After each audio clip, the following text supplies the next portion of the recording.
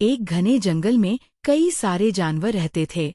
वहाँ हिरन, गिलहरी, हाथी, भालू, तोता, बंदर और न जाने कितने ही जीव मिलजुल कर रहते थे। वहाँ बच्चों के लिए एक जंगल स्कूल भी था, लेकिन समस्या यह थी कि जंगल के बच्चे पढ़ाई नहीं कर पाते थे। वे केवल खेलते कूदते रहते और समय बर्बाद कर देते, और बच्चों को पढ़ाने वाला कोई अच्छा और धैर्यवान शिक्षक भी नहीं मिल पा रहा था। कभी खरगोश पढ़ाने आता, कभी लोमड़ी पढ़ाने आती और कभी कुत्ता पढ़ाने आता, लेकिन बच्चे उनमें से किसी से भी ठीक से पढ़ाई नहीं करते थे। ऊपर से शिक्षक भी जल्दी ऊब जाते और स्कूल छोड़ देते। एक दिन जंगल की सभा बुलाई गई। सब जानवर इकट्ठा हुए और तय किया कि अब बच्चों को पढ़ाना बहुत जरूरी है। लेकिन सबसे बड़ा सवाल यह था कि शिक्षक कौन बनेगा। सबने अपनी अपनी राय रखी। कोई कहता, हाथी को शिक्षक बना दो, क्योंकि हाथी ताकतवर और धैर्यवान है। तो कोई कहता, तोते को शिक्षक बना दो, क्योंकि तोता अच्छा बोलना और बातें करना जानता है। मगर गहराई से सोचने पर किसी में भी पूरा शिक्षक बनने की योग्यता नजर नहीं आई। तभी सबकी नजर भालू पर गई।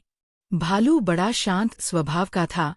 वह ताकतवर भी था और बच्चों को बहुत प्यार करता था। सभा ने उसे जंगल स्कूल का नया टीचर बना दिया। अगले दिन जब भालू टीचर स्कूल पहुंचा तो सारे बच्चे डर गए। हिरन का बच्चा बोला, ओह, इतना बड़ा भालू हमें खा तो नहीं जाएगा ना? तोते ने चहचहाकर कहा, टीचर जी, हमें जोर से मत डांटना, हम डर जाएंगे। भालू मुस्कुराया और बोला, बिल्कुल नहीं, मैं तुम्हारा दोस्त और गुरु हूँ। पढ़ाई खेल की तरह मजेदार होगी। उसने सबसे पहले एक खेल कराया। उसने बच्चों से कहा, चलो, सब मिलकर जंगल की आवाजें पहचानो। कौन किस जानवर की आवाज निकाल सकता है? सब बच्चे हंसते खेलते लगे आवाजें बनाने। इससे बच्चों का डर दूर हो गया। धीरे धीरे भालू टीचर ने सबको अलग अलग तरीके से पढ़ाना शुरू किया। हिरन के बच्चे को वह दौड़ते हुए गिनती सिखाता। तोते को वह रंग बिरंगे पत्तों से अक्षर पहचानना सिखाता। बंदर के बच्चे को वह पेड़ों पर चढ़ते चढ़ते पहाड़े रटवाता। भालू कहता था, हर बच्चा अलग है, इसलिए पढ़ाई का तरीका भी अलग होना चाहिए। एक दिन बंदर के बच्चे ने शरारत की और कहा, टीचर, आप तो बस छोटे छोटे काम सिखाते हैं, बड़ा ज्ञान कहाँ है? भालू मुस्कुराया और बोला, बड़ा ज्ञान वही है जिसे हम जीवन में काम में ला सकें।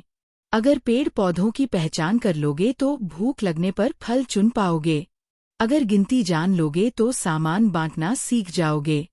और अगर भाषा समझ लोगे तो सबके साथ अच्छे रिश्ते बना पाओगे। यही असली ज्ञान है। बंदर का बच्चा चुप हो गया और उसने समझ लिया कि टीचर सही कह रहे हैं। एक दिन गिलहरी के बच्चे ने स्कूल की कॉपी खो दी। वह रोने लगा। बाकी बच्चे उसका मजाक उड़ाने लगे। भालू टीचर ने सबको पास बुलाया और कहा, अगर कोई गिर जाए तो क्या हम उसे धक्का देंगे? नहीं, हम उसे उठाएंगे। इसी तरह पढ़ाई में भी हमें एक दूसरे की मदद करनी चाहिए। फिर उसने एक नया नियम बनाया। जंगल स्कूल में कोई किसी का मजाक नहीं उड़ाएगा, सब एक दूसरे की मदद करेंगे। उस दिन से जंगल के सारे बच्चे आपस में और भी अच्छे दोस्त बन गए। धीरे धीरे जंगल के सारे बच्चे पढ़ाई में आगे बढ़ने लगे। अब वे शरारत कम और सीखने में ज्यादा ध्यान देने लगे। अम्मा हिरन अपने बच्चों को रोज भालू के पास पढ़ने भेजती। गिलहरी अपनी बच्चियों को पढ़ने भेजती और यहाँ तक कि शेर भी अपने बच्चों को पढ़ाई करने के लिए भालू के पास भेजने लगा। कुछ महीनों बाद जंगल के बच्चों को इतना ज्ञान हो गया कि वे सब मिलकर अपने घरों में भी बड़ों को पढ़ना लिखना सिखाने लगे। सभा में शेर राजा ने कहा, हमारा स्कूल अब पूरे जंगल का सबसे अच्छा स्कूल बन गया है और इसका श्रेय जाता है हमारे धैर्यवान और दयालु भालू टीचर को। भालू ने मुस्कुराते हुए कहा, असली जीत मेरी नहीं, बच्चों की है।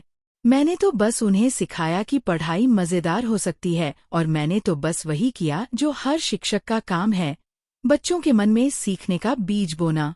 सब मिलकर सीखें तो हर मुश्किल आसान हो जाती है। जंगल ताली की आवाजों से गूंज उठा। सभी ने मिलकर भालू को धन्यवाद दिया। उस दिन के बाद से भालू टीचर का नाम पूरे जंगल में मशहूर हो गया। बच्चे उसे प्यार से गुरुजी कहकर बुलाते और मन लगाकर पढ़ाई करते। जंगल में अब हर तरफ ज्ञान और मित्रता का वातावरण था।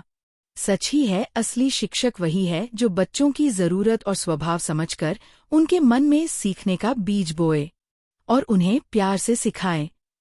अगर आपको ये कहानी पसंद आई और आप भी यही सोचते हैं तो कृपया लाइक करें, शेयर करें, सब्सक्राइब करें और कमेंट करना ना भूलें।